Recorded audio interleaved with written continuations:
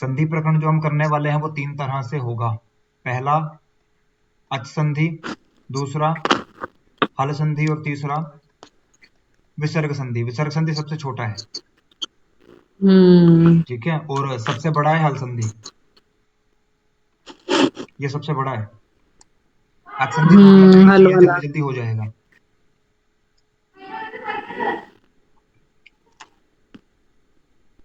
ठीक है, तो शुरू करते हैं इसको।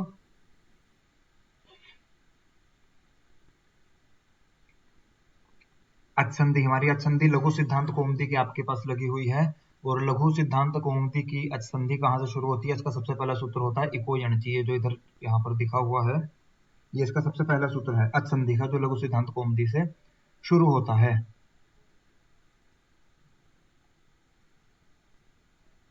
ये सूत्र आपने ऐसे के ऐसे याद करने हैं। सूत्र देख लो जो आपने याद करने हैं, इनको एज इट इज याद करना है, इसमें पेपर में कोई परेशानी नहीं होगी, कोई कुछ नहीं होगा। सूत्रों को ऐसे का ऐसे ही याद करना है। पहला सूत्र क्या है? इको यणची। ये क्या कहता है? इक को यण हो जाएगा। कब होगा? जब इसके परे अच होगा।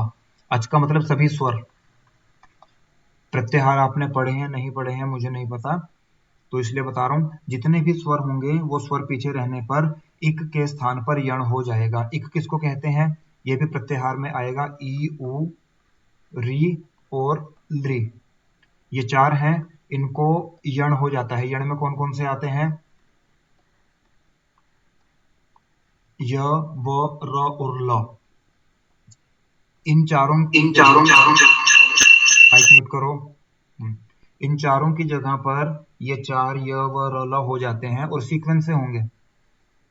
ई की जगह व नहीं करना, ई की जगह र नहीं करना, ई की जगह ल नहीं करना, जैसा मैंने लाइन वाइज लिखा है इनको वैसा का वैसा हो जाएगा। कब होगा? जब इनके बाद में कोई भी स्वर आएगा। अ ई उ री ए ओ से लेकर लास्ट में आई और औ तक कोई भी स्वर आएगा तो स्वर पीछे रहने के बाद ई उ री और लृ को य व र ल क्रम से हो जाएंगे। पर मेरा एक प्रश्न है, ई को समान, ई के बाद ई थोड़ा आ पाएगा, समान स्वर आने पर तो फिर वो दीर्घ संधि हो जाएगी, असमान स्वर आएगा ना। हाँ, आज तो कह दिया है अ ई उ, पर अकाउंट तो होते हैं ना ये अ ई उ। इक को अच नहीं, इक को यनादेश अच परे रहने पर करना है। हाँ, वो हाँ, तो वो पर फिर अच में तो ई भी आ रही है ना, ऊ के बाद ऊ भी आ सकता है, तो फिर वो तो वहां पे नियम नहीं लागू होगा ना। वो अभी थोड़ी देर में बताऊंगा। ओके ठीक है, ठीक है, इतना पता अच्छा। चल गया, सिर्फ इतना ध्यान रखना है। अब जो इधर दूसरी वाली साइड में बाकी सूत्र आएंगे, ये सिर्फ इसके सहायक सूत्र हैं। काम कौन सा करेगा? इको यणची। सिर्फ ये याद रखना है, इको यणची काम करेगा। ये मेन सूत्र है, इसको लिख लो। इको यणची, ये यण संधि करने वाला सूत्र है। अच संधि 8 तरह की होती है, यानी कि स्वर संधि 8 तरह की होती है संस्कृत में, उनमें से पहली संधि है यण संधि।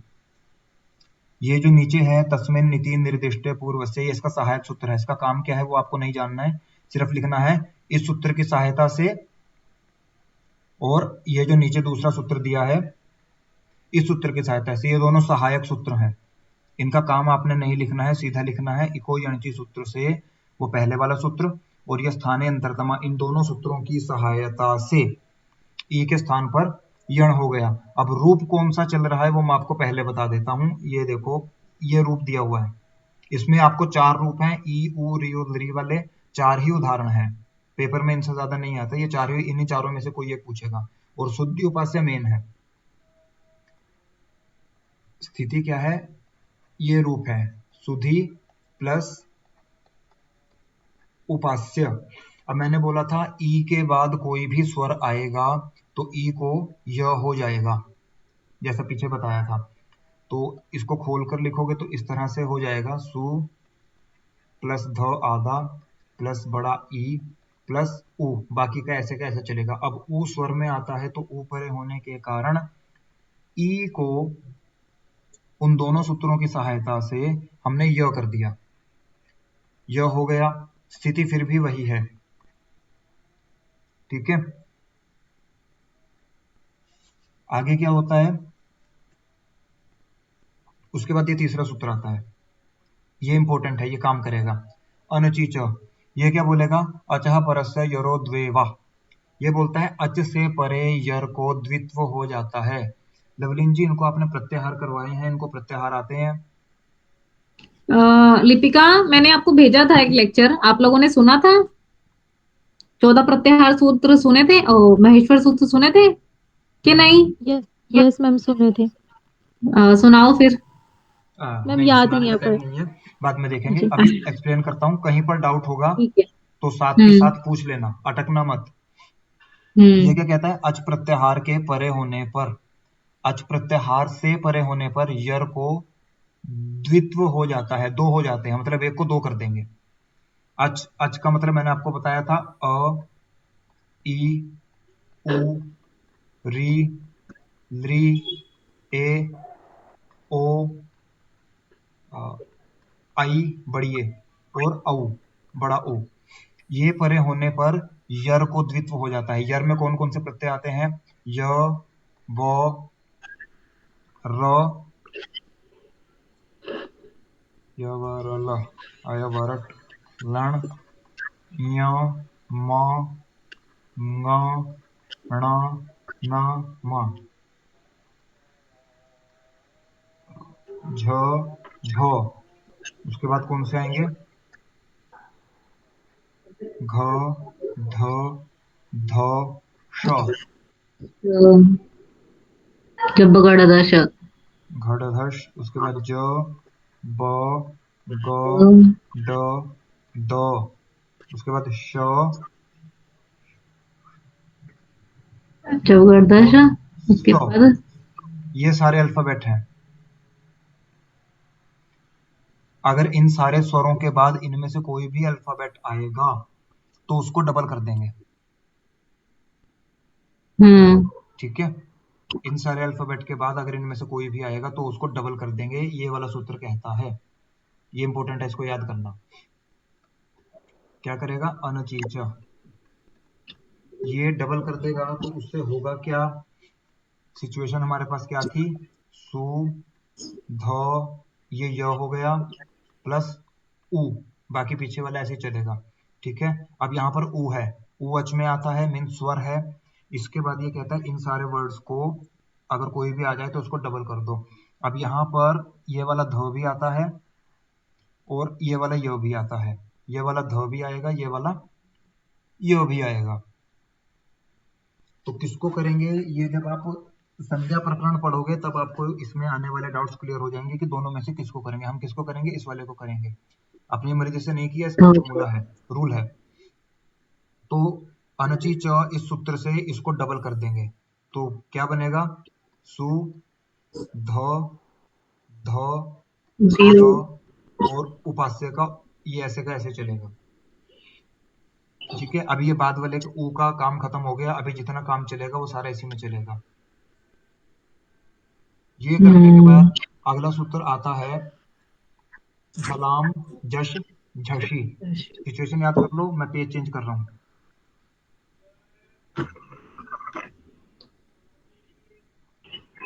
ठीक है? तो सिचुएशन क्या आती है हमारे पास? सु, ध, ध, य, वो ऊ वाला ऐसे कैसे चलेगा। अब इस सिचुएशन में ये झलाम झशी सूत्र आता है। झलाम, जश, झशी। अगर प्रत्याहार आते हैं तो ये सूत्र याद करने की जरूरत नहीं है, लेकिन प्रत्याहार नहीं आते तो इसको रटना पड़ेगा। नहीं, मैं इन्हें एक बार करवा दूंगी। हाँ, ये क्या बोलता है? झल प्रत्याहार को जश प्रत्याहार हो जाता है। झल प्रत्याहार को जश प्रत्याहार हो जाता है। कब हो जाता है? अगर उसके परे झश प्रत्याहार है। प्रत्याहारों की बात कर रहा है। अगर 14 महेश्वर सूत्र याद है और प्रत्याहार बनाने आते हैं तो इसमें कोई परेशानी नहीं होगी। पहले वो लेक्चर ध्यान से करना, तभी ग्रामर चलेगी आगे। ठीक है? क्योंकि वो जब भू धातु करोगे तो उसमें बहुत ज्यादा परेशानी होंगी। तो झल प्रत्याहार को जश हो जाता है। जश का मतलब, जश में बता देता हूँ, जश में कौन कौन सा आता है? ज, ब, ग, ड, द। बस ऐसे ही बता दो इनको। तृतीय वर्ण आते हैं इसमें, जश में। जश तो सबसे आसान है, हाँ, तृतीय वर्ण है। तृतीय वर्ण है सभी अल्फाबेट्स के। क, कु, चू, टू, तू, पू। पांचों वर्गों के ये तीसरे वर्ण है। झल बहुत बड़ा है, झबाई के झ से लेकर हल के ल तक लेफ्ट तक आते हैं। और जश, जश झबाई के झ से लेकर इसी के शो तक आता है, यहां तक खत्म हो जाता है, मीन सी अल्फाबेट भी उसमें आते हैं। तो झल को जश हो जाता है, अब ध जो है वो झश में आता है। ठीक है, ध जश में। ध ध जश में आता है, झबाएं घट धश घ। हाँ हाँ ठीक है। ठीक है, घ हम्म। ढ ध ध आता है जश में।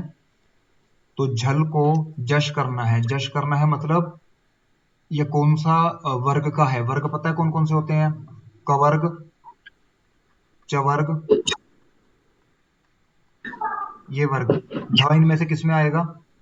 त वाले वर्ग में आएगा, त थ द ध नौ। नौ। ठीक है, तो त द वाले में आएगा। अब ये सूत्र कहता है झल के स्थान पर जश हो जाए, वही करेंगे जिनका घर सेम होगा। ठीक है,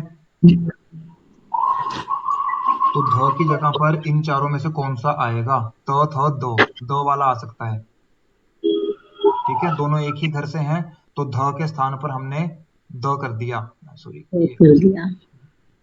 इस ध की जगह पर। तो क्या स्थिति बनेगी? सु, द, ध और य। अब हमने दोनों में से पहले वाले को क्यों किया? हमने डबल भी पहले वाले को किया था, ध को द भी पहले वाले को किया, इस ध को क्यों नहीं किया? हम्म। कारण क्या है? ये कहता है तब करना है जब झश परे होगा। हम्म। ठीक है, अब भाई जब घर। दूसरे वाले को देखोगे तो यह जो है वो झश प्रत्याहार में नहीं आता। यह झश प्रत्याहार में नहीं आता मतलब सिचुएशन यहां पर नहीं लगेगी। फिर हम यहां पर आए, हम्म। यहां पर देखा कि ध इसमें आता है, ध बाद में है, तो पहले वाले में कर सकते हैं। हमने दूसरे वाले में ट्राई किया लेकिन वहां पर फॉर्मूला लग नहीं रहा है, तो पहले वाले में फॉर्मूला लग रहा है, इस वजह से पहले वाले को ही ध को द कर दिया। इतना हो गया, बेसिकली यहां पर रूप बन गया। अब देखो एक चीज याद रखना, ये जो अनचिचा सूत्र है ये विकल्प से करेगा। ये जो सूत्र है ये विकल्प से करता है। विकल्प का मतलब एक बार होगा एक बार नहीं होगा। नहीं होगा। अब ये एक बार डबल करेगा और एक बार डबल नहीं करेगा। हम वहां पे चल रहे हैं जहां पर डबल हो रहा है, क्योंकि इसी में ज्यादा काम होंगे। झलाम में तो इसी का काम हो गया, ये सिचुएशन बन गई। ये सिचुएशन यहाँ पर ये लिखी हुई है। ठीक है, सु ध ध ध, इसने इसको द कर दिया, ये झल के स्थान पर द कर दिया। ठीक है,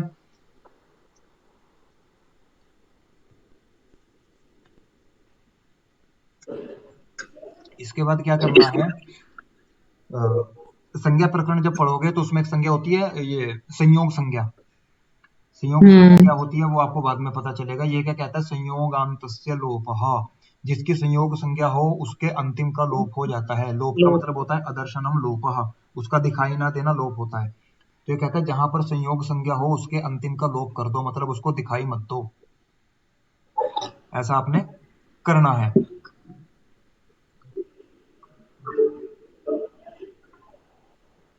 क्लियर है? यहाँ तक कुछ पूछना है? कुछ समझ में ना आया हो? हाँ ठीक है, मुख्य सूत्र भी कोई अंकी लगाया आपने, ठीक है, और उसके बाद आपने अनची च से इसको द्वित्व किया है, और झलान जश जशी से द्वित्व करने के बाद झल को जश आदेश जश परे रहने पर, और फिर सेयोगंतस्य लोपा, यानी 4 सूत्र भी मुख्य रूप से यूज हुए हैं। लोप किसका किया था हमने? अभी हमने लोप सेयोगंतस्य नहीं किया है, लोप। लोप करेंगे। अच्छा। ठीक है, हम्म। सूत्र क्या कहता है? संयोगांत का लोप हो जाए, संयोग है अंत में जिसको उसका लोप हो जाए।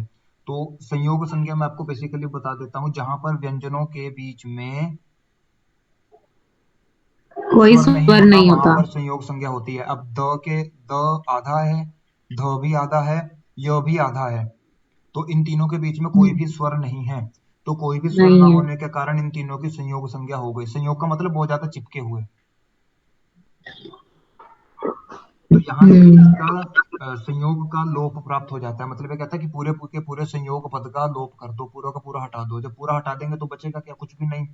तो इसीलिए अगला सूत्र क्या आता है? अलो अंत्यस्य। ठीक है, ये क्या बोलता है कि संयोग संज्ञा जिसकी हो गई है उसका लोप हमें ऊपर वाले सूत्र ने बोल दिया करने के लिए। लेकिन दूसरा अगर क्या हम्म। कहता है कि इनमें भी जो अंतिम है सिर्फ उसका करो, सबका मत करो। आखिरी वाले का कर दो। तो ये दोनों सूत्र आपने लिखने हैं।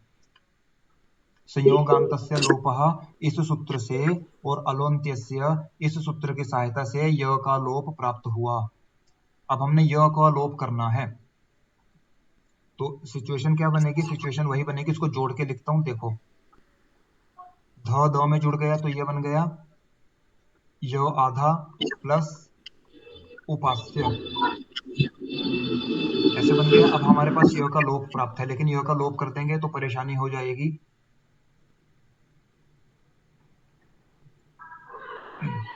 क्योंकि सारा खेल ही य का है। तो यहाँ पर क्या होता है, य का लोप प्राप्त होता है, लेकिन ये छोटा सा वार्तिक आता है।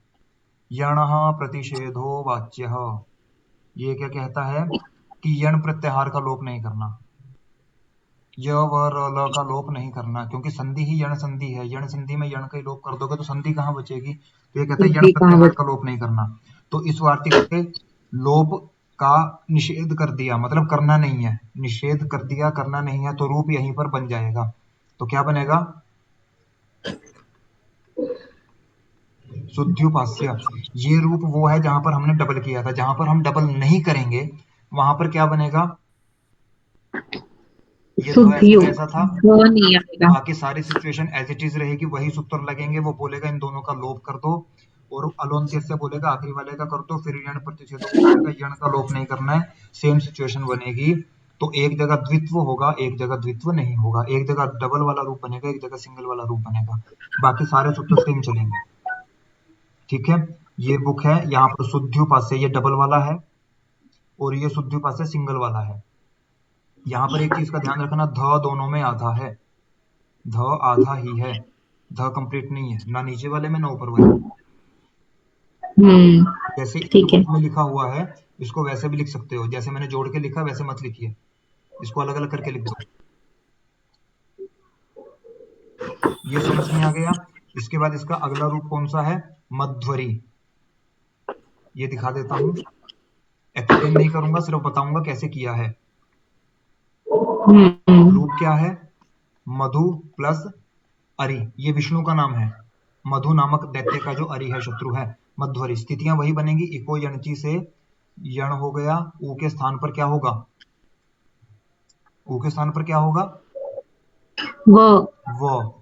ठीक है, वो आधा ही होगा, इसको याद रखना। बाद में आएगा वो अरि, वही स्थितियां हो जाएंगी। अनचीचा सूत्र आएगा, अनचीचा से इसको डबल हो जाएगा, अनचीचा से डबल हो गया, वो वैसे का वैसा अरि एज इट इज चलेगा। उसके बाद झलाम झप झसी से ध को द हो जाएगा।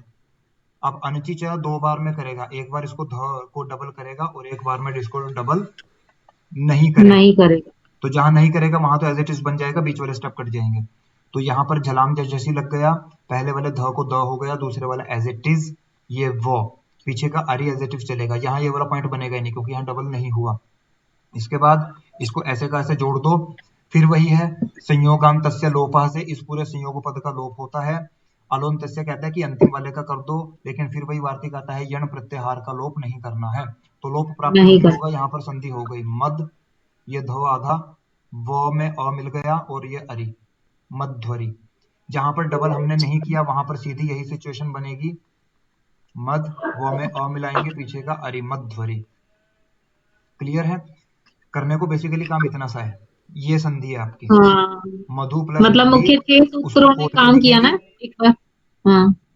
उसको खोल के लिखेंगे, ऊ को व कर दिया, पिछले वाले में ई को य कर दिया था। ठीक है, हम्म। उसके बाद दोनों को डबल कर देंगे। अनुचीचौ से ये दो बार में करेगा, एक बार करेगा एक बार नहीं करेगा। पेपर में दोनों पॉइंट्स हम्म, बनाने हैं। ठीक है। अगर पेपर में आपको सूत्र आ गया इको यणची का हम्म। एग्जाम्पल देकर वो करना है, तो इको यणची का अगर आपने एग्जाम्पल देना है तो उसकी एग्जाम्पल में ये पूरा नहीं करना है। इको यणची में आपने सिर्फ यही दिखाना है, जैसे जैसे में आएगा मध्वरी। मध्वरी आपने रूप दिखा दिया, उसमें क्या दिखाएंगे? मधु प्लस अरि, और यहाँ पर इको यणची सूत्र से मध व प्लस अरि ये स्थिति बनती है। यहाँ तक आपका एक्सप्लेनेशन खत्म हो जाएगा, पूरा नीचे का नहीं करना है। संज्ञा प्रकरण में भी वो पूछेंगे सूत्र की उदाहरण देकर व्याख्या करो, उदाहरण देना है, रूप सिद्धि नहीं करनी है। तो उदाहरण इको यणची का उदाहरण ये है, बस ऊ को व कर दिया, ये उदाहरण खत्म हो गया। ये 5 नंबर का आएगा। अगर वो आपको मध्वरी रूप दे देता है 5 नंबर में कि इसको सिद्ध करो संधि प्रकरण में, तो अब आपको ये पूरा बनाना पड़ेगा दोनों तरफ से। दोनों तरफ से मतलब जहां पर डबल होगा वहां पर भी, जहां पर डबल नहीं होगा वहां पर भी। हिंदी में लिख सकते हो। ये साइड में सिचुएशन ऐसे बनाना जैसे आपको पेज के इस तरफ दिख रही है, जहां पर बुक दिख रही है वहां पर आप सूत्र लिख सकते हो। लाइक संयोगांतस्य लोपः, इस सूत्र से अलोन्त्यस्य सूत्र की सहायता से हमें इस पद का लोप प्राप्त होता है, लेकिन यण प्रतिषेध प्रतिवाच्यम इस वार्तिक से लोप नहीं हुआ, अतः मध्वरी ये रूप बन गया। और जहां पर द्वित्व नहीं होता, जहां पर डबल नहीं होता, डबल नहीं लिखोगे पेपर में, लिखोगे द्वित्व होना, जहां पर द्वित्व नहीं होता वहां पर मध्वरी रूप बनता है हिंदी लैंग्वेज में। तो जैसे मैं आपको स्क्रीन शेयर कर रहा हूँ, पेपर में इसी फॉर्मेट में लिखना। सामने वाले को सिचुएशंस भी दिखनी चाहिए, सामने वाले को सूत्र अलग से दिखने चाहिए।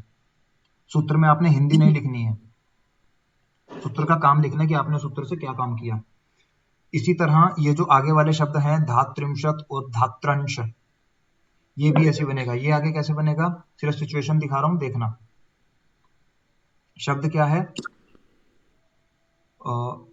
धात्री प्लस अंशः, धात्री प्लस अंश। अब ये ऋषि वाला री है, ठीक है, ये यण में आता है, इक में आता है, ई ऊ री, ऋषि वाला री। तो हम क्या करेंगे, इस यण के सूत्र से हमने री के स्थान पर क्या कर दिया, री को र होगा। ये याद रखना किसको क्या होगा, क्योंकि आगे अंश का अ है। अब यहाँ पर क्या करेंगे, अनची च से उसको द्वित्व हो गया, तो द्वित्व हो गया तो धा तो र। जहां पर द्वित्व नहीं होगा वहां पर सिंपल रहेगा। उसके बाद फिर वही झलाम जशसी से तो को क्या करेंगे, तो को क्या त को करेंगे, द्वित करेंगे, हाँ त को द्वित करेंगे अच्छा, अनची च से। वो हो नहीं, गया। हाँ उसके बाद क्या करेंगे, होएगा। उसके बाद हम झलाम शशि से त को द बनाएंगे। अच्छा, त ये थ द, हाँ ये चीज ध्यान गलत। रखना, ये चीज ध्यान रखना। क्या ध्यान में रखना है, हम्म, तो जो है वो झष प्रत्यय में नहीं आता।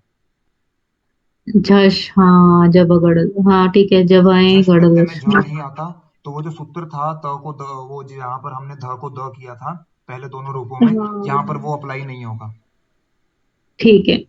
ठीक है, तो ये एज हम्म इट इज ऐसे चलेगा, ऐसे ही चलेगा। तो काम क्या आ जाएगा, ये दोनों सूत्र जो आपको साइड में डिस्प्ले हो रहे हैं 20 और 21, संयोगांत से लोपा से हमें लोप, लोप, सब पूरे पद का लोप प्राप्त हुआ, अलोन्त से अंतिम का लोप किए जाने हम्म पर यण प्रतिषेधा वाच्य, इस वार्तिक से लोप का मना करने पर, निषेध करने पर लोप नहीं हुआ तो हम्म एज इट इज स्थिति बन जाएगी। त और र को इकट्ठा करोगे तो ये बनेगा, र आधा था, अंश का अ मिला दो और ये पीछे श, ये बन गया रूप।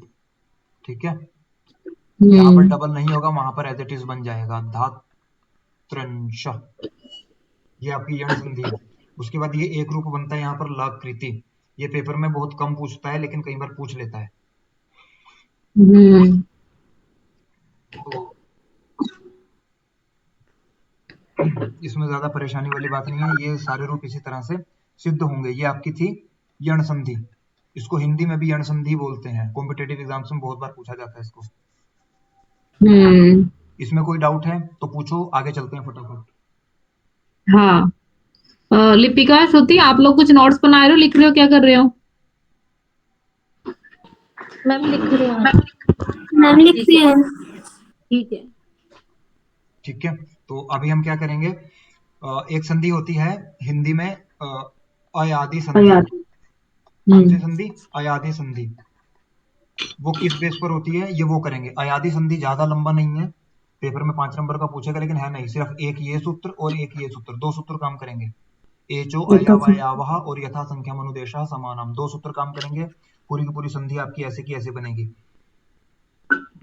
ठीक है, अब ये करेगा क्या, देखो ये क्या बोलता है, एच प्रत्यय को क्रम से क्या हो जाएगा, अयवायावः, ये सूत्र है। ठीक है, करेगा क्या, हम्म आय, अब, आय, आव। ठीक है, ध्यान रखना सारे हलंत हैं। एच में कौन कौन से प्रत्यय आएंगे, ए, ओ, आई और औ, तो इनको ये करना है। लेकिन किसको क्या करना है, कैसे पता चलेगा, वो ये वाला सूत्र बोलता है। ये बोलता है यथा संख्या अनुदेश समानम, कि जैसी जैसी इनकी संख्याएं हैं वैसे वैसे समान आदेश कर दो। मतलब एक नंबर पे जो है उसको वो कर दो, 2 नंबर पे जो है उसको वो कर दो, 3 पे जो है उसको वो कर दो, और 4 पे जो है उसको वो कर दो। मतलब एक पे यहाँ पर ए है और एक पे यहाँ पर ये है, तो ए को आय करना है, ओ को अव करना है, आई को आय करना है, औ को आव करना है। यथा संख्या, जैसी संख्या है, यथा संख्या जैसी संख्या है वैसा ही क्या करना है, उसी के अनुसार समान आदेश कर देना है। 2 सूत्रों का काम है। ठीक है। पहला सूत्र उसको रूप कर बताएगा, और और दूसरा दूसरा उसको क्या सूत्र करेगा कि संख्या। जैसे जैसे उनकी काउंटिंग है, जैसे 10 बच्चे एक लाइन में खड़े हैं, 10 बच्चे एक लाइन में खड़े हैं, हम बोलेंगे इन बच्चों को रिप्लेस कर दो, तो भाई पहले के नंबर पे 10वां आएगा, 5वां आएगा, चौथा आएगा, कौन सा आएगा, वो बोल दो सीरीज वाइज कर दो। पहले के स्थान पे फिर दूसरी लाइन का पहले वाला, दूसरे पे दूसरी लाइन का दूसरा वाला, तो मतलब ये एक दूसरे को रिप्लेस करेंगे। ठीक, इतना हो गया। अब यहाँ पर जो है वो रूप कौन सा बनेगा, रूप कौन सा बनाना है हमने। रूप कौन सा बनाना है? हम्म, एग्जाम्पल। हाँ, हरे। कौन सा, हरे। हरे ही है ना इनका? हाँ, हरा, ये हरे। रूप है, हमने ये बनाना है। अब ये बनेगा कैसे, वो हरे से बना है, हरे प्लस ए। ए। यहाँ पर इसका संधि विच्छेद जो करोगे वो ऐसे करना है, पेपर में हरी मत लिखना। हम्म।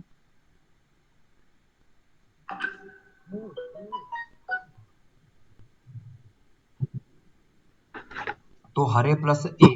अब ये क्या कहता है, एच को अच परे रहने पर, एच प्रत्याहार है, एच प्रत्याहार को अच परे रहने पर क्रम से ये सारे अवयव हो जाते हैं। तो एच में ए आ गया, इसके परे अच है, अच माने स्वर, कोई भी स्वर, तो ए स्वर में आता है। ए से परे स्वर होने पर इनको क्रम से ये हो जाता है।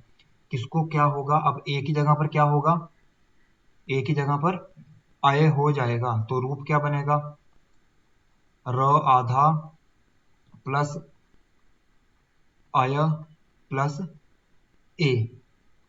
इतना हो गया। यहाँ पर कोई तीसरा सूत्र नहीं लगेगा, जैसे ही आपने ये सिचुएशन बनाई सबको जोड़ दो। कैसे जोड़ दो, ह पूरा है, र में पीछे का अ मिल गया, य था, य के पीछे ए था, हर ये बनता है, पेपर में ऐसे लिखोगे, यह रूप बनता है। बस सिर्फ 2 सूत्रों का काम है।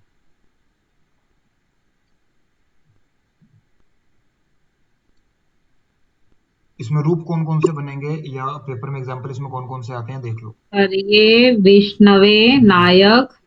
हर ये, हम्म। विष्णवे, और पावक, नायक पावक, और नायक। नायक। ठीक है, अधिकतर रूप, पूछे जाने वाले। हाँ, रूप क्या बनेगा, देखो अगर इसमें ये नहीं पता लग रहा ना कि इसका संधि विच्छेद क्या करना है, तो आपको सिंपल एक हम्म। ट्रिक बताता हूं। ए ओ आई और औ आई। पहचानना कैसा है, आपको पता चलेगा ये चारों जो है वो एचो अयाव वाले सूत्र हैं, आयादी संधि के वो हैं। करना कैसे है, आय अव, तो आय और आव। ठीक है, ये इस तरह से है। उदाहरण में देखो कौन सा कहां पर क्या आ रहा है, इसमें यो आ गया, तो ये ए वाला है, हरे बनेगा।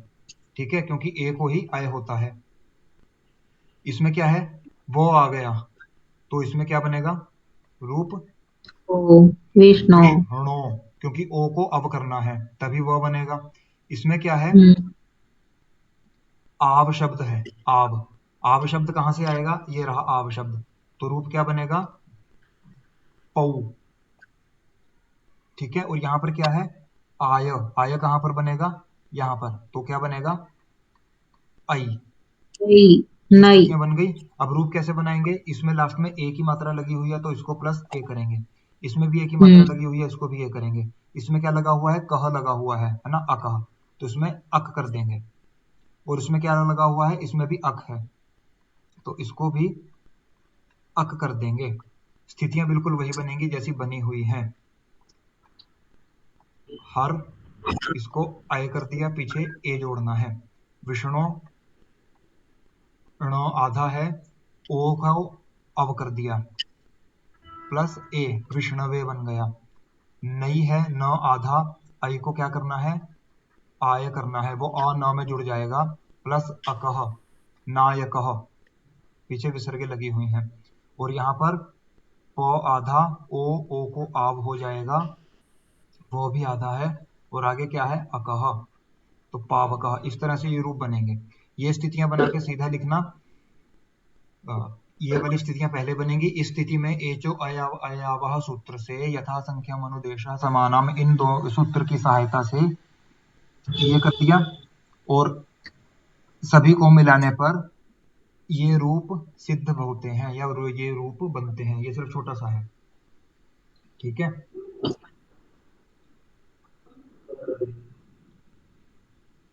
अब ये जो आगे वाला सूत्र, ये एक्सेप्शनल है, कहीं पर लगता है, कहीं पर नहीं लगता, और पेपर में आएगा या नहीं आएगा पता नहीं। वाम तो ये प्रत्यय, ये क्या कहता है,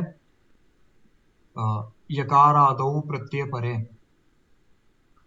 यकार आदि प्रत्यय, मतलब यकार य है आदि में जिसके, ऐसा प्रत्यय परे होने पर भी जो है वो ओ और औ को अव और आव कर दो। इसी वाले सूत्र को थोड़ा सा आगे कर देता है, मतलब य परे होने पर भी ओ को अव और औ को आव करना है। ऊपर वाला कहता है कि पीछे स्वर होना चाहिए, वोवल होना चाहिए, तब होगा। ये कहते हैं कि य परे है तब भी कर दो।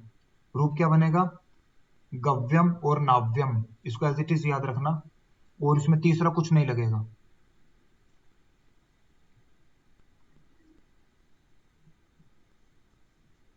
इसके बाद गुण संधि मतलब इस चलेगी। सूत्र से ओ से अब हुआ और औ को भी अब हुआ, दोनों को ही अब हुआ ना? नहीं, औ को आव होगा ना, औ अच्छा। को, हाँ आव होगा, वहां पर नाव्यम रूप बना है।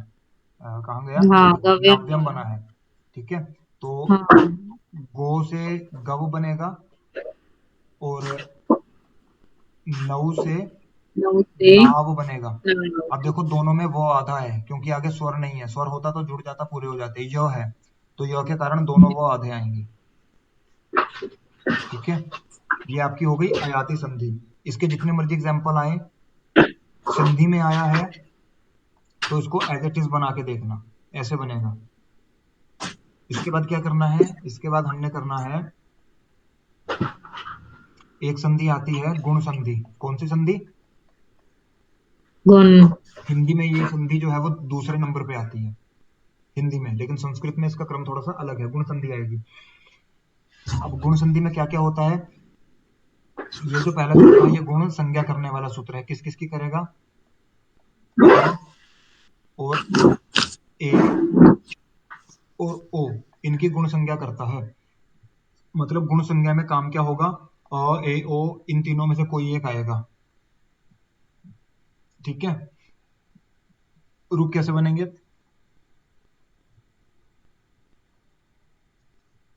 बाकी छोड़ दो, कहीं जाने की जरूरत नहीं है। ये रहा गुण संज्ञा करने वाला सूत्र। गुण संज्ञा करने वाला नहीं, गुण संधि करने वाला सूत्र है आद्गुणः। आद्गुणः क्या कहता है, आद्गुणः कहता है कि अ से परे अच होने पर, ये सिर्फ अ की बात करता है, अ से परे अच होने पर पहले वाले के बाद में जगह और दूसरे वाले दोनों की जगह पर गुण होगा। पहले वाले की जगह और दूसरे वाले की जगह, दोनों की जगह गुण होगा, मतलब दोनों को मिला के एक कर देंगे। और गुण में से मतलब इसमें से, इसमें से, इसमें से, इन तीनों में से कोई एक होगा, ठीक है। सिर्फ इतना सा है, और कुछ नहीं है, एक ही सूत्र लगेगा। रूप क्या बनेगा, उपेंद्र। उपेंद्र रूप बना है, बना कैसे है, उप प्लस इंद्र। इंद्र, ठीक है।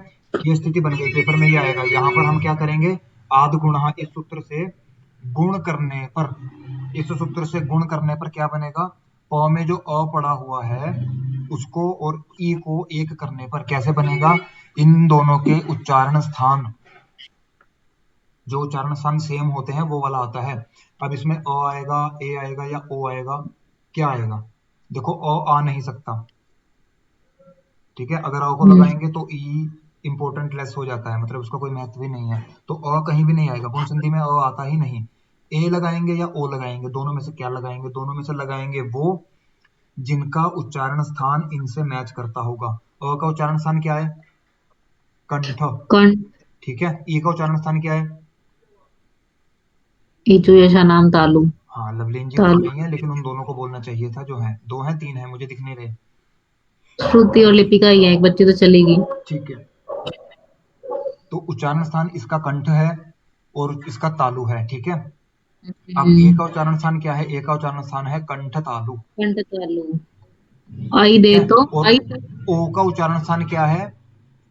कंठोष्ठ, कंठोष। ठीक है। तो कंठ और तालु ये दोनों की जगह आ सकता है, क्योंकि इसका कंठ भी है और इसका तालु भी है। तो इन दोनों की जगह जो हमने सिंगल वर्ड करना है वो हम ए कर देंगे। तो ए करने के बाद सिचुएशन क्या बनेगी? पो आधा था, दोनों को मिलाकर ए कर दिया, उसके बाद ये द्रह का अलग है, क्योंकि ई भी इधर से ई निकाल दिया, इधर से अ निकाल दिया, उन दोनों की जगह ए कर दिया। स्थिति क्या, रूप क्या बना? उपेंद्र, ठीक है। क्लियर हुआ? एक ही सूत्र यस लगेगा, सर। आद गुणा। हाँ,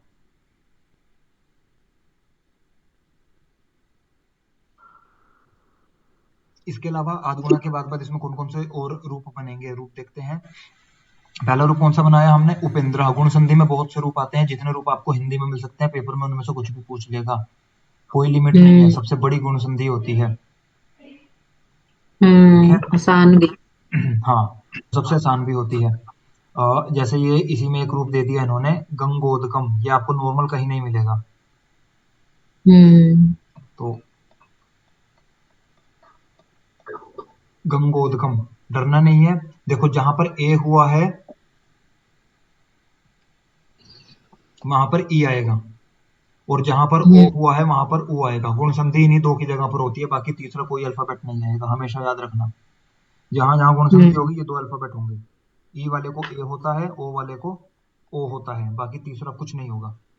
एग्जाम्पल खोल के दिखाता हूँ। गंगा प्लस उदकम, उदकम कहते हैं जल को, तो गंगा के जल, गंगा जल को क्या बोलते हैं? गंगोदकम, संस्कृत में गंगा जल भी बोल सकते हो, गंगोदकम भी बोल सकते हो। इसके अलावा कौन सा एग्जाम्पल आता है? नरेश, महेश, सुरेश, मुकेश, ठीक है। और उसके अलावा कौन सा आएगा? सूर्योदय, सूर्योदय। महोदय। महोदय, महोदय। ये वाला फॉर्मूला परोपकार। याद रखना, ये वाला फॉर्मूला याद रखना, यही आपको शब्द पहचानने में मदद करेगा। ए आया है तो क्या होगा? दूसरा अल्फाबेट ई ही होगा। ईशः, छोटा हो बड़ा हो डजंट मैटर, तो नर प्लस ईश नरेश बनेगा। यहाँ पर ओ आ गया, तो ओ के साथ कौन सा अल्फाबेट होता है? ऊ, क्या बनेगा? सूर्य प्लस उदय। यहाँ पर उदय। भी ओ आया है, ओ आया है का मतलब ओ ही होगा, तो क्या बनेगा? महा प्लस उदय, महोदय।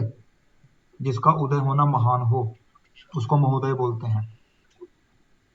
सिर्फ ये फॉर्मूला याद रखना, गुण संधि क्लियर। किसी भी तरह का शब्द आए, पहचान तो आप लोगे, इसके अलावा बहुत से शब्द आ सकते हैं।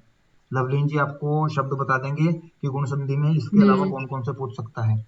पेपर में संधि लगी जी। हुई है, एग्जाम्पल्स नहीं लगे हैं, एग्जाम्पल अपनी मर्जी से पूछेगा। उपदेशीय अनुनासिक, इसकी आवश्यकता है नहीं, ये संज्ञा प्रकरण का सूत्र है, यहाँ शायद इन्होंने ऐसे डाल दिया, ठीक है।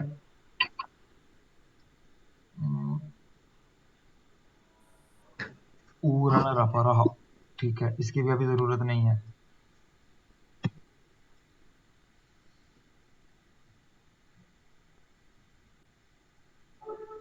हाँ, इसकी जरूरत है। ये दोनों समझ आ गए, ई वाला और ऊ वाला, जी सर। ठीक है। स्पीड मुझे भी पता है मेरी ज्यादा है, और हो सकता है कुछ बातें ऊपर से जा रही हो, लेकिन ये रिकॉर्ड कर रहा नहीं हूँ, अगर नहीं। हो गया तो मैं आपको लिंक शेयर कर दूंगा। नहीं भी जी। प्रॉब्लम तो दोबारा पूछ सकते हैं, कोई प्रॉब्लम नहीं है, ठीक है बेटा। जब प्रैक्टिस हाँ करोगे जी कभी भी सर। पूछ लेना। तो अभी सूत्र आता है ऊरण रपरहा, क्योंकि ये एक यूनिक है। ये क्या कहता है?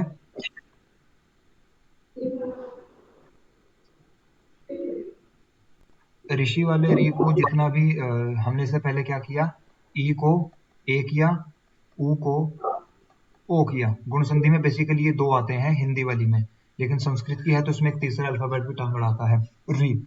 उरण रपरहा सूत्र क्या कहता है, ये यूनिक है, ये जब रूप पूछेगा तभी लगाना है, अदरवाइज ये सूत्र ऊपर कहीं नहीं लगाना। ये क्या कहता है, उरण रपरहा, री की जगह पर जितने भी आदेश होते हैं वो रपर होते हैं, मतलब उसके परे र होगा। ठीक है, तो री को र कैसे होगा वो मैं बताता हूं आपको।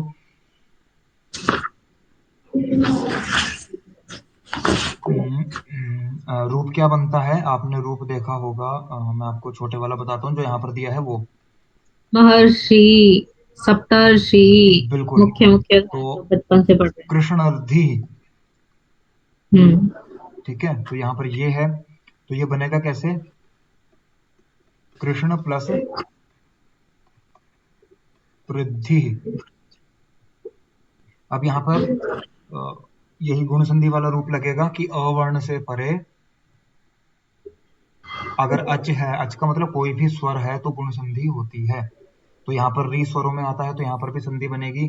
अब कृष्ण के नाम में अ है, ऋषि भी स्वर है, तो इन दोनों की जगह आप क्या लगा सकते हो, इन दोनों की जगह ना तो ए आएगा ना ओ आएगा। ठीक है, तो इन दोनों की जगह आपको ओनली अ ही करना पड़ेगा, इसके अलावा आप कुछ नहीं कर सकते।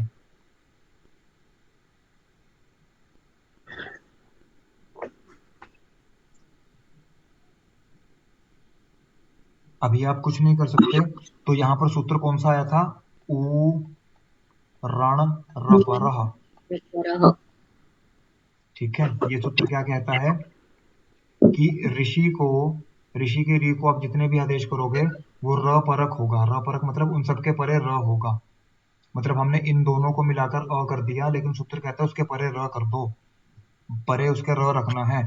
तो अ हमने कर दिया, ये सूत्र कहता है बाद में र रखो, तो ये कर दिया। अब यहाँ पर स्थिति क्या बनी, कृष्ण ण आधा है, ये धी, अब इसको एडिटिव जोड़ दो।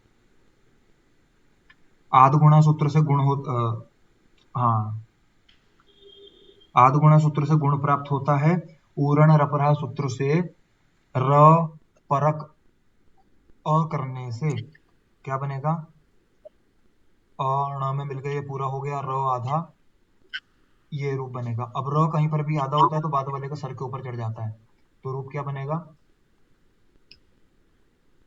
कृष्णर्धि। ठीक है, ऐसे ही आपका रूप बनता है महर्षि। महर्षि रूप ऐसे ही बनता है, पेपर में हो सकता है महर्षि रूप देते क्योंकि ज्यादा फेमस है। महर्षि रूप कैसे बना, महा प्लस ऋषि। ऋषि। ठीक है, यहाँ पर आ है, यहाँ पर ऋषि का री है, दोनों की जगह पर हमने क्या करना है, अ करना है, लेकिन उरण रपरा कहता है जो भी करोगे उसके बाद में र रखो। तो यहाँ पर भी ये बड़ा आ है हालांकि, लेकिन फिर भी इसको अर कर देंगे। तो अर करने के बाद क्या रूप बनेगा, महर, और ये श आधा है तो ये र इसके ऊपर चला जाएगा, महर्षि इस तरह से बनता है। ऐसे ही सप्तर्षि बनेगा, सप्त प्लस ऋषि, सप्त के त में अ है, बाद में ऋषि का री है, उरण रपरा सूत्र की सहायता से र परक अ करने पर सप्तर प्लस शी, सप्तर्षि, ये इस तरह से बनेगा। तो इसमें ये वाला रूप पूछ सकता है जिसमें उरण रपरह सूत्र लगता है, ये कौन कौन से रूप हैं एक बार देख लो। एक तो यहीं पर दिया है कृष्णर्धि, दूसरा महर्षि, द्रव्यर्षि, सप्तर्षि, सप्तर्षि, ग्रीष्मर्तु। ब्रह्मर्षि। ठीक है, इसके अलावा जो भी होंगे वो सब इसी में आएंगे। इसके बाद क्या है, लोप और शाकलस्य, ये आपको जानने की जरूरत नहीं है। पूर्वत्र सिद्धम, ये भी जानने की जरूरत नहीं है, सिर्फ इंपॉर्टेंट इंपॉर्टेंट करवा रहा हूँ। ठीक है। अगर आपके पास टाइम बचे, आपको लगता है कि हम और एक्स्ट्रा बाद में कर सकते हैं, अभी नहीं बाद में कर सकते हैं, तो बताना। जितनी चीजें छोड़ी है मुझे याद है मैंने क्या क्या छोड़ दिया, वो मैं आपको बाद में करवा दूंगा। ये जितने भी रूप हैं आद आद गुणा के साथ ये सूत्र लगकर बनेगा, ये दोनों सूत्र एक ही हम्म। लगेंगे, बाकी में सिर्फ एक ही लगता है। अब क्या करेंगे, अभी तक हमने की गुण संधि, कौन कौन सी कर ली वो देखो। यण संधि कर ली, अयादि अयादि संधि कर ली, और अभी हमने कौन सी संधि की है? गुण संधि कर ली। गुण गुण के बाद आती है वृद्धि संधि। अभी हम करेंगे वृद्धि संधि। वृद्धि संधि क्या है? इसी का ओपोजिट है। ओपोजिट का मतलब बताता हूं कैसे है। वृद्धि संधि, गुण संधि होती है अ, ए और ओ, ठीक है। अब वृद्धि, वृद्धि का मतलब होता है बढ़ाना, तो अपने आप ऑटोमेटिकली समझो वृद्धि संधि में क्या आएगा, इनको बढ़ा दो, गुण, और इनको डबल करने पर वृद्धि, यहां पर भी आ आएगा, ठीक है। ये वृद्धि संधि है। इसके रूप कैसे बनेंगे? वही काम है जो आपने गुण संधि में किया है, सिर्फ रूप चेंज हो जाएगा, फॉर्मूला फॉर्मेशन सब कुछ सेम है। रूप क्या बनाया इसने? कृष्णैकत्वम। विच्छेद कैसे करेंगे इसका? कृष्ण प्लस एकत्वम। होनी तो यहाँ पर आद गुणा के सूत्र से गुण होना चाहिए था। आद गुणा क्या कहता है कि अवर्ण से परे अगर अच है तो गुण कर दो। ये अ है कृष्ण परिणाम में, आगे अच है, स्वर है, तो गुण होना चाहिए था, क्यों नहीं हुआ? वहां पर सूत्र आता है ये वाला, वृद्धि रेची। ये क्या बोलता है? ये क्या बोलता है? अगर अ से परे क्या हो? एच प्रत्याहार हो। ये पूरे अच की बात करता है, ये अच में से एच को अलग छांट लेता है। ये कहता है अ से परे अगर एच प्रत्याहार है तो वृद्धि करनी है। अभी आपको अगर प्रत्याहार याद है तो ठीक है, नहीं याद है तो एक बार इसको सोल्व करके दिखाता हूँ। 7:30 हो गए, टाइम ओवर हो गया। जहां तक होता है वहीं तक करेंगे, आगे नहीं चलेंगे, ठीक है। बैठ सकते हो तो मुझे बता देना। अच प्रत्याहार देख लो, अ, ई, उ, री, लृ, ए, ओ, आई, औ। वो क्या कहता है कि अ के बाद अगर अच प्रत्याहार है, मतलब अ के बाद इनमें से कुछ भी है तो गुण होगा। गुण होगा अगर इनमें से कोई भी है। वृद्धि रेची वाला सूत्र क्या कहता है? वृद्धि रेची कहता है कि अ के बाद अगर एच प्रत्याहार है तो क्या करना है? वृद्धि। मतलब गुण कहां तक होगा? सिर्फ यहां तक, यहां तक गुण होगा, इसके आगे जो भी होगा उनमें वृद्धि चलेगी। कृष्णैकत्वम हो गया, ऐसे एक रूप बनता है एक एक। कैसे बनेगा? एक प्लस एक, ए है बाद में, एच में आता है, तो वृद्धि होने पर उसी तरीके से होगी, अ और ए की जगह वृद्धि क्या होगी? आई। यही मैच होता है इन दोनों को, दोनों का उच्चारण सम सेम है, तो एक आई का रूप बन जाएगा। ये रूप पहचानना बड़ा आसान है। इसके अलावा और कौन सा एग्जाम्पल आएगा इसमें?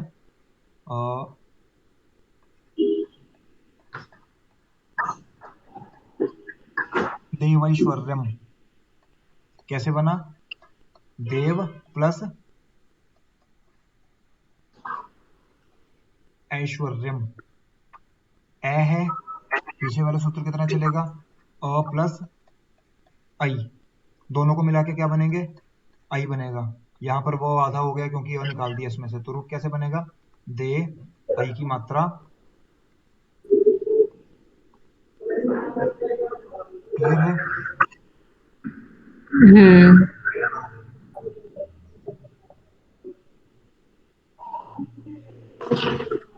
ठीक है। इसके बाद आपको क्या करना है? बाकी आगे किसी चीज की जरूरत नहीं है, ये वृद्धि संधि यहाँ पर खत्म हो गई, ठीक है। अच संधि मैंने बताया था 8 तरह की हो गई। कौन कौन सी हो गई हमारी? यन अयादि गुण और वृद्धि, चार। 4 हो गई, 4 रह गई। जो इनमें से बाकी 2 हैं वो बिल्कुल उनमें कुछ नहीं करना है, और वो पेपर में बहुत कम पूछता है। तो उपसर्गा क्रिया योगे भुवादय धातु उपसर्गा धातु एंगे पर रूपम। हाँ,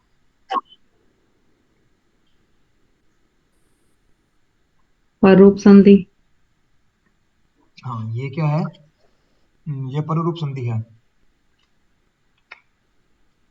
अब जो आगे संधि आएगी वो दो यूं ही आएंगी यूनिक। कौन कौन सी संधि है? एक होती है पररूप संधि, जिसमें पहले वाले को और दूसरे वाले को मिलकर क्या हो जाता है? दूसरे वाला रूप हो जाता है। और एक होती है पूर्व रूप संधि, इसमें क्या होगा? पहले वाले को और दूसरे वाले को मिलाकर पहले वाला हो जाएगा। हो जाएगा। पहले जितने भी करिए उनमें चेंज होता है, कोई तीसरा आ जाता है। इनमें क्या होगा? पर रूप में पर वाला हो जाएगा जो बाद में है, जो परे है, और पूर्व रूप में जो पूर्व में है, जो पहले में है, वो आ जाएगा। पर रूपम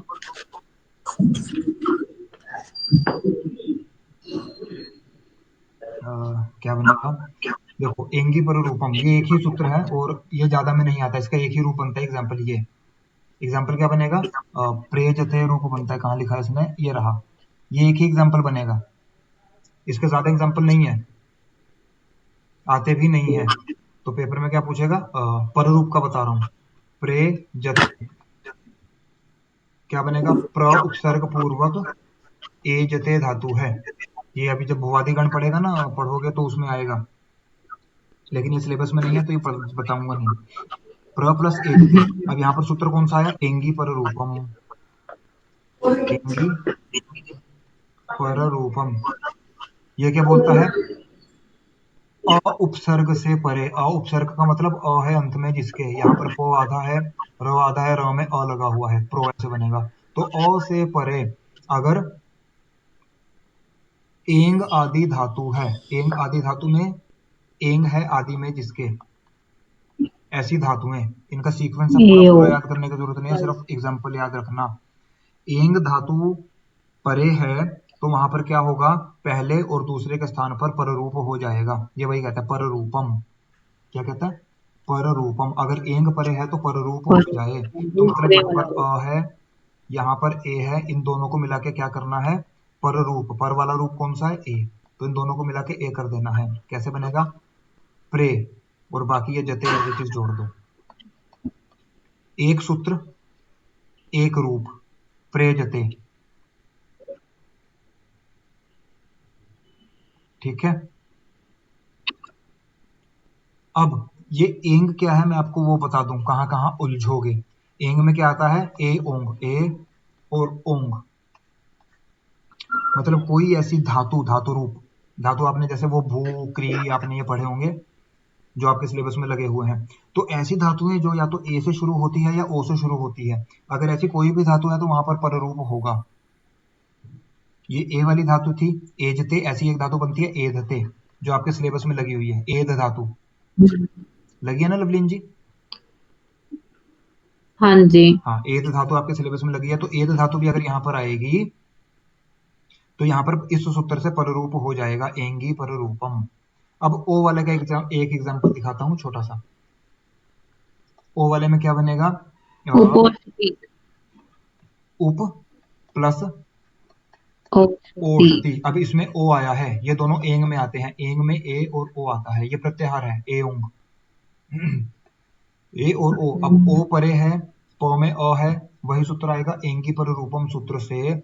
अ से परे होने पर ओ और ए अ के स्थान पर पररूप एक आदेश करने पर यहाँ पर प का अ प्लस ओ, और यहाँ पर क्षति एज इट इज आएगा। इन दोनों का काम है, इन दोनों के स्थान पर ओ आदेश करने पर क्या बनेगा?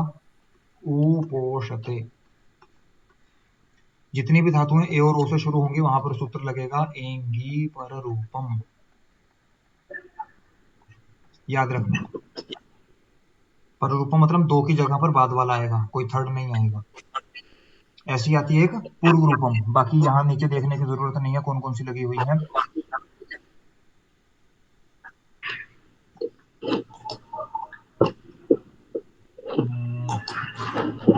ये भी देखने की जरूरत नहीं है। पूर्व रूप संधि कहाँ चली गई? हाँ, ये रही। पहले पूर्व रूप संधि कराता हूँ, बाकी बाद में देखना। ठीक है, ये दोनों एक जैसी हैं। तो अब आएगी पूर्व रूप संधि। पूर्व रूप संधि कौन सी होती है? जिसमें पहले वाले को और बाद वाले को मिलाकर पहले वाला रूप आएगा। इसमें पहला रूप। ठीक है। अब ये कौन सा होता है? सूत्र वही है, पर रूप का कौन सा था? एंगी पर रूपम। ये एंगी उसका पर है रूपम पररूप का, ठीक है। और इसका क्या है, एंग, एंग पदांतादति पदांतादति।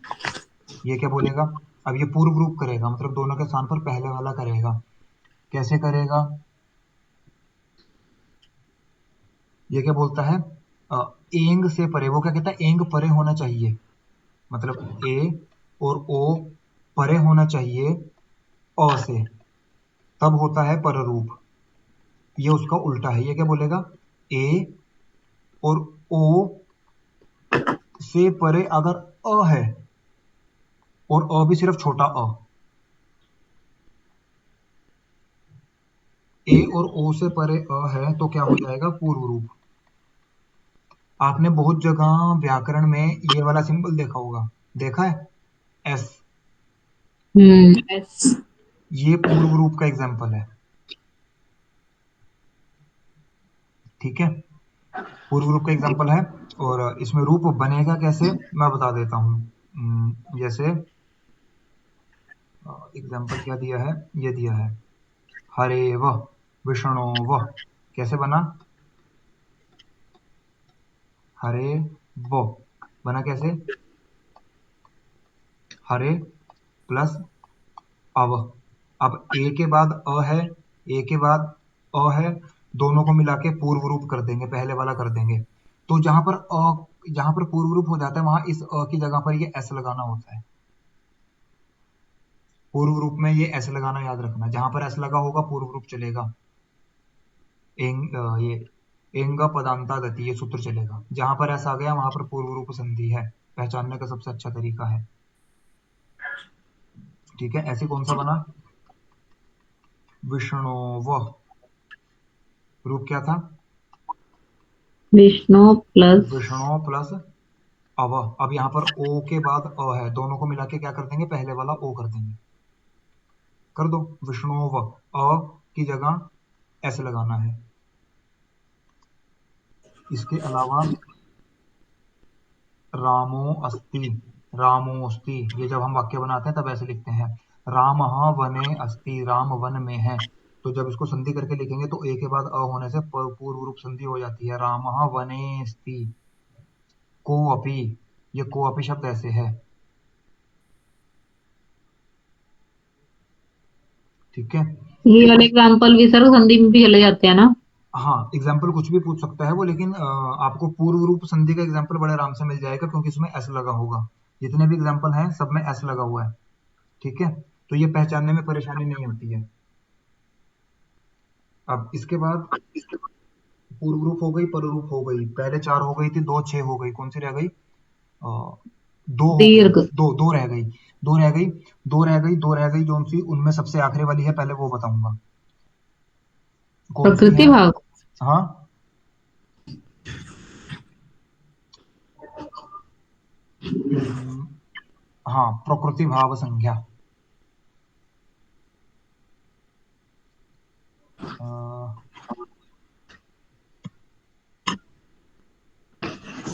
देखो इसके बाद कौन सी आएगी, प्रकृति भाव। प्रकृति भाव का मतलब है जैसी प्रकृति है वैसे रहेगा, मतलब जैसा रूप है वैसे का वैसा रहेगा, प्रकृति भाव, बदलाव नहीं होता, इसमें कोई परिवर्तन नहीं करना है, जैसा रूप पेपर में दिया है एज इट इज रहेगा। कैसे रहेगा, पहला सूत्र है ये, प्लुत प्रगृहा अची नित्यम। ये क्या कहता है, प्लुत स्वर जहां पर हो और जहां पर प्रगृही संज्ञा हो, वहां पर अच परे होने पर भी नित्यम एज इट इज रहेगा, संधि नहीं होगी, प्रकृति भाव रहेगा। अब प्लुत वर्ण कौन सा होता है, प्लुत वर्ण हमने देखा है, जैसे हम ओम बोलते हैं तो ओम इस तरह से बोला जाता है, ठीक है। तो ये जहां पर 3 का सिंबल आता है वहां पर प्लुत होता है, तो यहाँ पर कोई संधि नहीं होगी, ये बीच में है, ये लास्ट में भी आता है,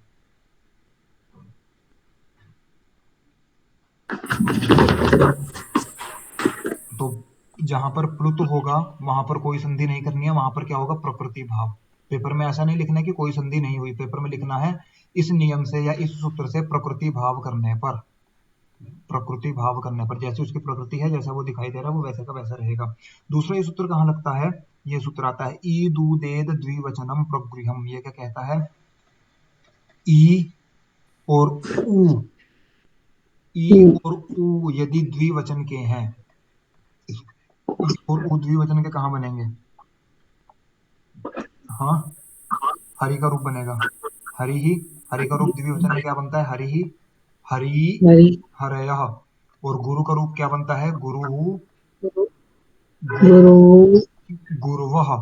ये ऊ याद रखना, र में छोटा कैसे डलता है और बड़ा कैसे डलता है। बड़ा डलेगा तो घुमा के डलेगा।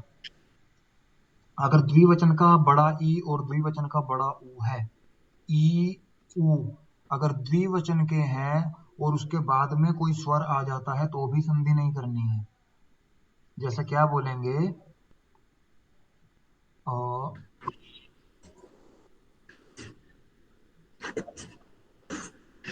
गुरु आ रहे हैं, जैसे क्या बोलेंगे? दोनों गुरु आ रहे हैं, दो गुरु आ रहे हैं, तो दो गुरु आ रहे हैं। ठीक है, आ रहे हैं के लिए हम क्या लगाएंगे? आगच्छति। और दो हैं तो द्विवचन में वाक्य बनेगा, तो क्या बनेगा? आगच्छति गच्छतः। ठीक है, तो गच्छतः। अब दो गुरु के लिए हम दो गुरु नहीं लिखेंगे, हम सीधा द्विवचन का प्रयोग करेंगे। गुरु आगच्छतः, इसकी हिंदी क्या बनेगी? दो गुरु आ रहे हैं, या दो टीचर आ रहे हैं, इंग्लिश में बोलूं तो दो टीचर आ रहे हैं। गुरु आगच्छतम। अब यहाँ पर ऊ के बाद आ होने से यण संधि प्राप्त होती है। ठीक है ना, ऊ को वो हो जाना चाहिए था, यण संधि प्राप्त होती है। लेकिन सूत्र क्या कहता है? ई दू देद द्विवचनम प्रगृहम। ये क्या कहता है? इन दोनों की इस स्थिति में इनकी प्रगृही संज्ञा करता है। ये याद रखना, प्रगृह संज्ञा। प्रगृह संज्ञा करता है। और प्रगृह संज्ञा करने पर यहाँ पर गुरु की प्रगृही संज्ञा हो गई, ई दू देद द्विवचनम प्रगृहम से प्रगृही संज्ञा हो गई। और प्रगृही संज्ञा करने के बाद वो ऊपर वाला सूत्र लगेगा, 50 नंबर वाला, प्लुत प्रगृहा अची नित्यम। इस सूत्र से प्रगृही संज्ञक गुरु को प्रकृति भाव होने पर यथावत रूप बनता है। इसको ऐसे लिखेंगे, ये ऐसे लिखेंगे, प्रकृति भाव होता है। ठीक है, ऐसे ये दिया है हरि ये तो।